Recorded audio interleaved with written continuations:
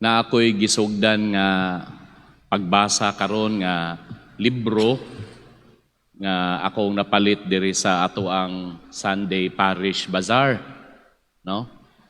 Adi man gyud ako nagpalit kay samtang namili ko naman po'y generous nga tao nga niunhan man kog bayad, no?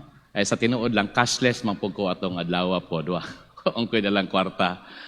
So, ang libro, ang title is Prayer. Familiar siguro mo sa author ani, si Joyce Rupp, no, si Joyce Rupp. Matud pa ni Joyce Rupp, usa sa mga nindot kaayo nga description sa kining gitawag nga spiritual engagement activity nga gitawag og prayer, kining kang Kenneth Leach. So iyang gi-quote si Kenneth Leach nga gaganahan siya sa maong description niya kung unsa ang prayer. Matud pa ni Kenneth Leach, prayer is entering into a relationship with God and to let that relationship make a difference in my life. O gitagaan og kining emphasis ni Joyce Rupp nga nindot ning maong definition sa prayer tungod kay basically, yes, it is an entering into a relationship with God sa atong pakiginabi in our conversations with God. Mapalalom ang ato ang relationship diha kaniya. Apan wala diha na human ang tanan. Sinugdanan pa lang siguro na ang prayer dunay dala nga epekto. Doon na siya'y kanang matawag nato nga after effect. O kini mao ang kabaguhan sa atong kinabuhi. Mga igsuon diri sa unang pagbasa, nakita nato nga sa dihang nagkatigom na ang mga katawhan sa Dios diha sa tiilan sa bukid sa Sinai, diha sa ilahang mga tolda ug didto sa meeting tent. Akong sa diin gihimo sa katawhan nga mosulod si Moises. Unsa ang gibuhat ni Moises sulod sa meeting tent? Matud pa, nakighinabi siya sa Diyos. Nakigsulti sa Diyos.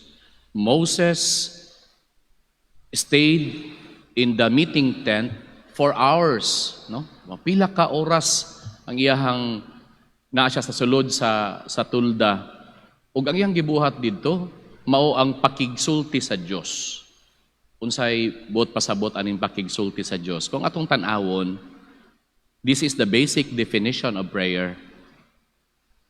Our conversations with God. So mao ni ang basic nga atong makita nga framework sa prayer. Usually gani ang ato ang pagsabot sa prayer because doon na tayo dala nga mga pangaliya, doon na tayo dala nga mga intensyon, no? Kita ra gyud kasagaran mo istorya sa ato ang pagampo.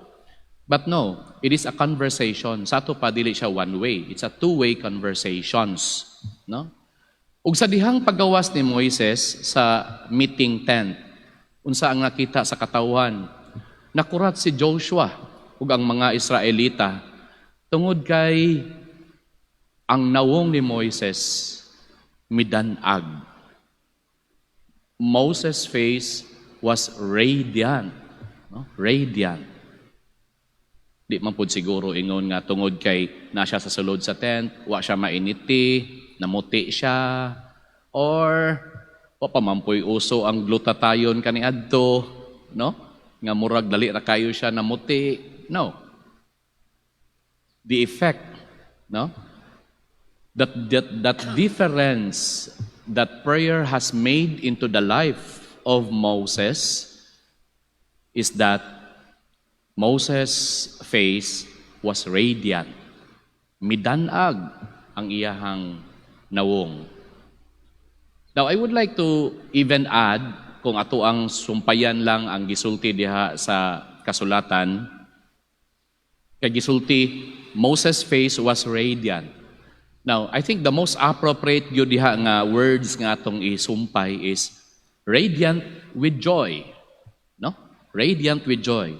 Dili gyud sakto kung moingon tag radiant with grief, radiant with sadness. No, dili siya kanang appropriate nga description. And so Moses' face most probably was that Moses was radiant with joy. Munang nindot kayo nga epekto sa pag-ampo. Kailabit ako mga pipila ka mga tao nga prayerful yun kayo, no? Tanaw ni mo ilang mga nawong. Bisan pa siguro sa mga soliran nga dala-dala, nga matagkaroon og unya, normal, ato ramang yun ang maagian. Pero nagpabilin yun nga light gihapon ang disposition, no? Gaan kaayo nga tawo, kanang dali na kayo maka-flash og smiles, ingon ana. No? In a way, that prayerful person is radiant with joy. So tinuod yun di ay, nindot yun di ay, sakto yun ang definition sa prayer, that prayer is entering into our relationship with God and letting that relationship make a difference in my life, in one's life. Ang epekto ni ini, ang dali-dali yun kay nga epekto, maong ang atong kinabuhi, it's like a reflection of God. Nahihimo ta, nga sama ang Diyos, nagdanag, musinag, ingon man ang atong kinabuhi, mauusab. Og ang sambingay nga atong nadungog diri sa Ebanghelyo, nadungog nato ni last Sunday, no? Pero nindot kayo atong tagaan og usa ka pagtagad ning detalye sa maong sambingay. Namatod pa, ang usa ka tawo by accident nahikalutan niya ang usa ka bahandi diya sa usa ka umahan. Matod pa, sa kalipay, out of joy, milakaw siya o gibaligya ang tanan niyang mga katigayunan aron lang pagpalit sa maong luna. Ingon man, another parable, nga ang kining usa ka negosyante, a merchant, sige siyang pangita, dagan na siyang kwarta.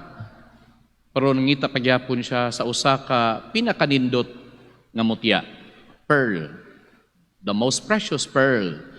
Og one ordinary day, lo and behold, nakakita gyud siya. Unsa iyang gibuhat, bisan pag negosyante siya, gibaligya niya ang tanan niyang katigayunan ug iyang gipalit ang usa lang ka mutya. Again, the detail that I would like us to give attention to is the feeling of joy.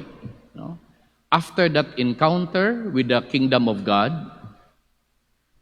that can be likened to prayer, diya sa pag-ampo, nahimamat ang Ginoo, there was a real encounter, an intimate encounter.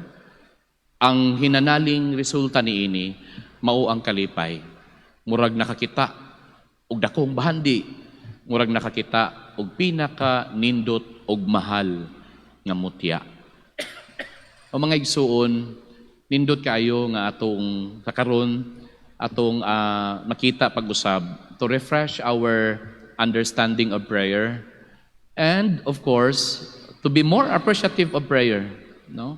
Nindot jud kaayo nga kanang develop ta og kanang panahon jud sa prayer. To make time for prayer.